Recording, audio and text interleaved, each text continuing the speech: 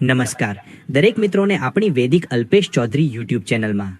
મિત્રો, ગુજરાત ગૌણ સેવા પસંદગી મંડળ મહેસૂલી તલાટી વર્ગ 3ની મુખ્ય પરીક્ષાના પેપર 3 જનરલ સ્ટડીઝના વિગતવાર અભ્યાસક્રમ અંગેની જાહેરાત કરી છે। આ વિડીયોમાં મહેસૂલી તલાટી વર્ગ 3ની મુખ્ય પરીક્ષાના પેપર 3 માટેના વિગતવાર અભ્યાસક્રમ જોવાના છે, તો વિડીયોમાં જોડાઈ રહેજો।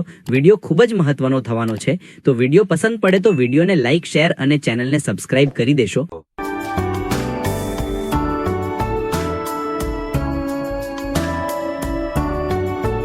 મિત્રો, ગુજરાત ગૌણ સેવા પસંદગી મંડળ દ્વારા મહેસૂલ તલાટી વર્ગ 3ની મુખ્ય પરીક્ષાના પેપર 3 જનરલ સ્ટડીઝના વિગતવાર અભ્યાસક્રમ અંગેની જાહેરાત કરવામાં આવેલ છે। મહેસૂલી તલાટી વર્ગ 3 સંવર્ગની કુલ 2389 જગ્યાઓ માટેની પ્રિલિમ પરીક્ષા તારીખ 14/9/2025ના રોજ યોજવામાં આવેલ હતી। હવે આ જાહેરાતની મુખ્ય પરીક્ષા તારીખ 14/10/2025થી યોજવાનું આયોજન છે, જેમાં પેપર 1 ગુજરાતી અને પેપર 2 અંગ્રેજી વિષયનો અભ્યાસક્રમ અગાઉ જાહેર કરેલ હતો। પેપર 3 અંગે મુદ્દાવાર અભ્યાસક્રમ નિયત કરેલ હતો, પરંતુ વિગતવાર અભ્યાસક્રમ જાહેર કરવાનો બાકી હતો। પેપર જનરલ સ્ટડીઝના મુખ્ય પરીક્ષાનો વિગતવાર અભ્યાસક્રમ આપવામાં આવેલ છે, જેની સંબંધિત ઉમેદવારોએ નોંધ લેવી।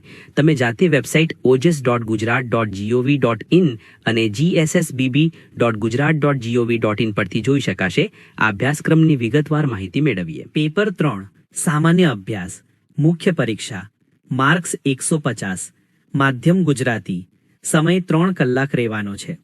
હવે જોઈએ મુદ્દાવાર માહિતી।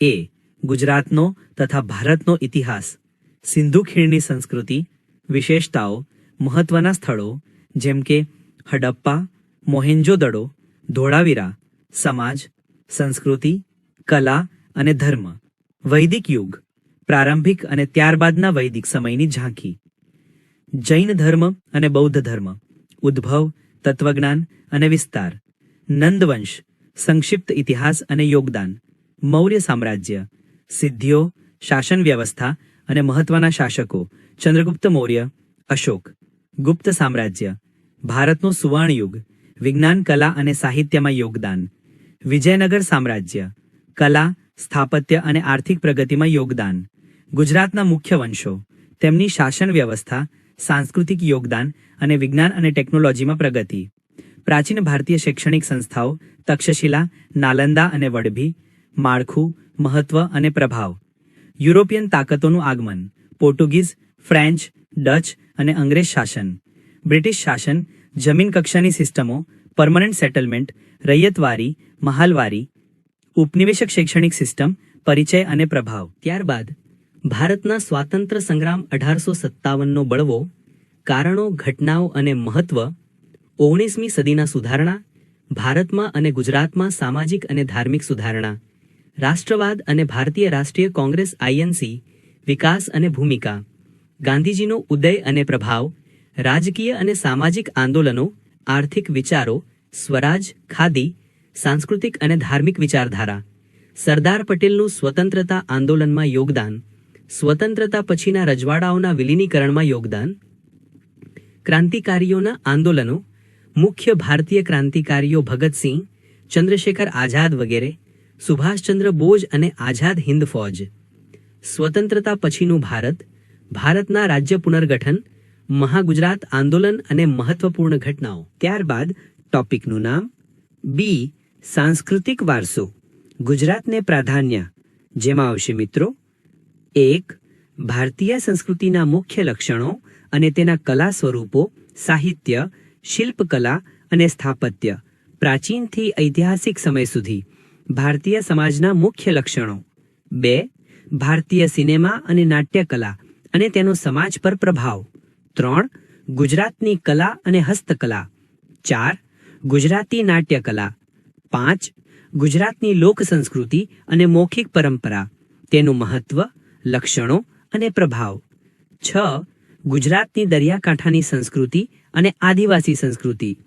તે જ રીતે સી ગુજરાત તથા દેશની ભૂગોળ, જેમાં આવશે મિત્રો 1 ગુજરાત અને ભારતના ભૌતિક લક્ષણો અને સંસાધનોનો અભ્યાસ, મુખ્ય ભૂરૂપો, આબોહવા, માટી, ખડકો, નદીઓ, જળાશયો, વનસ્પતિ, ખનિજ અને જળ સ્ત્રોતો।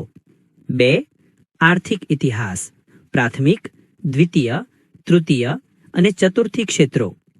3. સામાજિક અને લોકવશિકીય ભૂગોળ. 4. વિકાસ અને પર્યાવરણ સંબંધિત મુદ્દાઓ.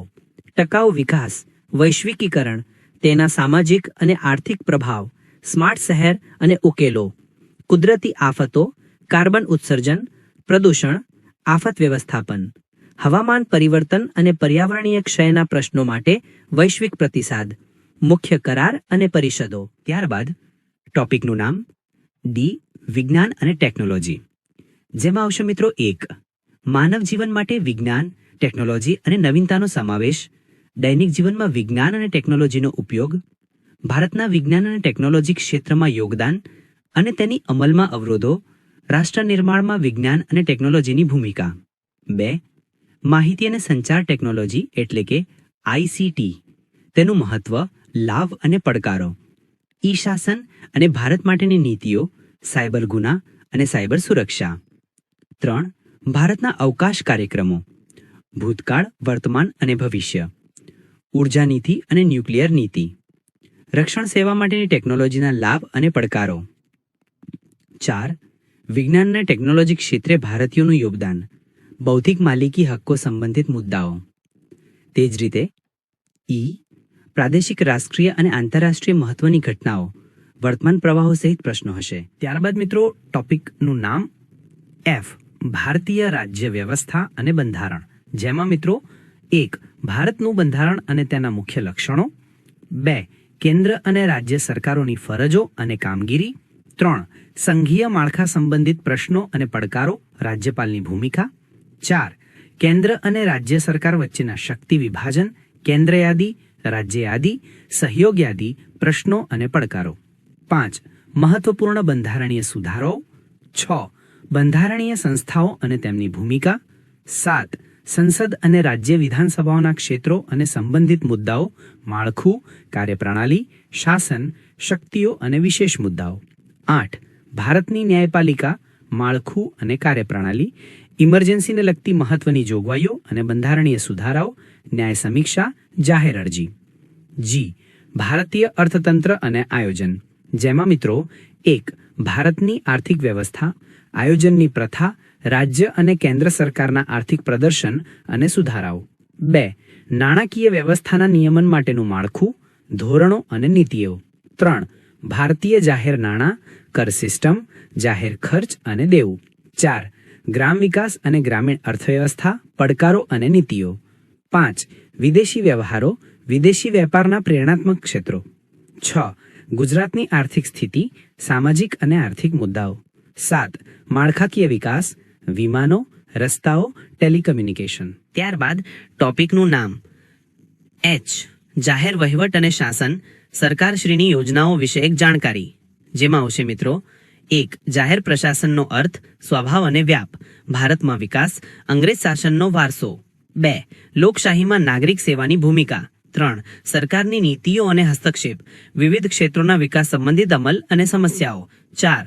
વિકાસ પ્રક્રિયા, નાગરિક સમાજ, બિનસરકારી સંસ્થાઓ અને અન્ય હિતધારકોની ભૂમિકા.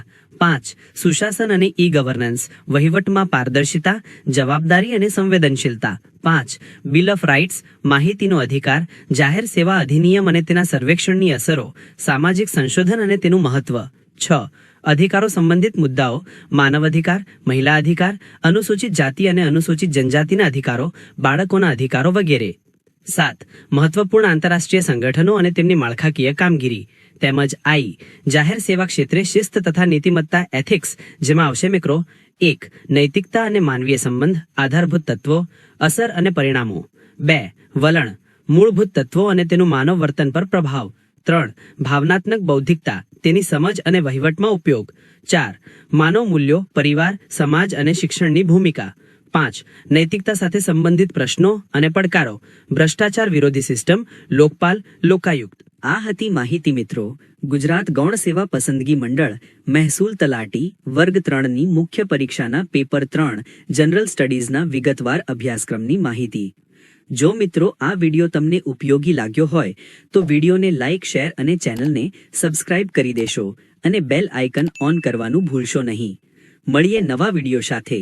ધન્યવાદ.